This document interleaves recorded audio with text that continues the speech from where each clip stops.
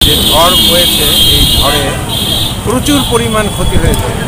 এতে বিদ্যুতের তার পোল সহ ঘর বাড়ি, মানুষের ফসল এবং অন্যান্য সব যে সমস্ত স্থাপনা ছিল, দোকানপাট, এগুলোর প্রচুর ক্ষতি হয়েছে।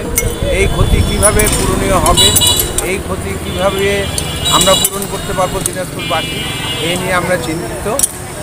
আপনাদের জ্ঞাতার্থে জানাচ্ছি, আমাদের সব কাজ শুরু হয়ে গেছে। প্রশাসন আমাদের সার্বিক সহযোগিতা করছে। সর্বোপরি আমাদের যে কাজকাম আছে সেটা আমরা শান্তভাবে শেষ করব, এই প্রত্যাশা রাখি।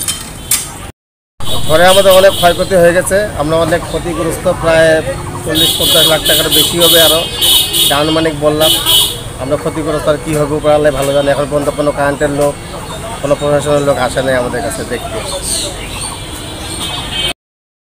আমাদের অনেক ক্ষয়ক্ষতি হয়েছে। আমাদের কালকে রাতে ঝড়ে আপনার গাছ পরে সব দোকানপাট আমাদের ভাঙ্গে যায়।